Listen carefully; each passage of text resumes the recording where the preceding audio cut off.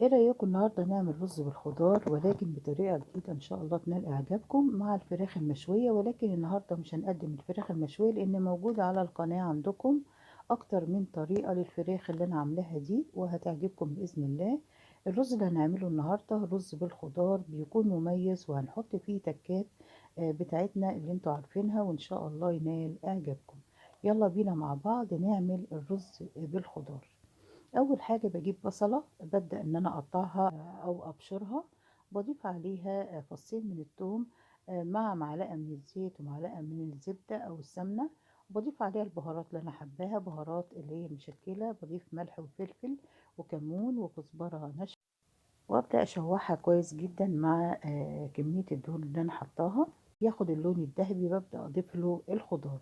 الخضار النهارده هيكون جديد شويه ان انا هضيف هنا الكوسه، وطبعا احنا عارفين ان الكوسه من الحاجات اللي معظمنا مش بيحبها ولكنها مفيده جدا، لانها مفيده للناس اللي عندهم قولون ومفيده جدا للجهاز الهضمي عموما.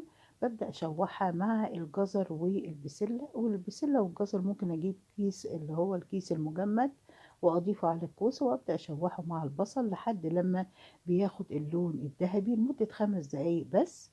وببدأ بعد كده أول ما بياخد 3/4 سوا ببدأ أضيف له بعد كده بقية التكات اللي هقول لكم عليها اللي هي معلقة من العسل الأسود. هتقولوا لي العسل الأسود هيدي طعم مسكر؟ هيدي طعم مسكر بسيط جدا، وهيدي لون حلو مميز جدا للرز، وهو ده اللي هيديله اللون البني الجميل، وفي نفس الوقت هيديله طعم حلو جدا. جربوه ان شاء الله مش هتندموا من الوصفة. وهنضيف له كمان تكة كمان معلقة من الخل. والخل هنا هيخلي الرز مفلفل وفي نفس الوقت هيديله برضو طعم مميز لطبق الرز اللي هنقدمه مع بعض. بعد كده هنكون غاسلين الرز كويس جدا ومصفينه وهنضيفه للخضار، وهنبدأ نقلبه كذا تقليبة مع الخضار لحد ما بتتشرب المية بتاعتها تماما. بعد كده بنضيف الماء المغلي وبنسيبه على نار هادية لحد لما يستوي بيطلع بالمنظر الجميل ده. وطبعا لما بنيجي نضيف المية المغلية بنضيفها بمقدار 2 عقلة من الصباع فوق الرز.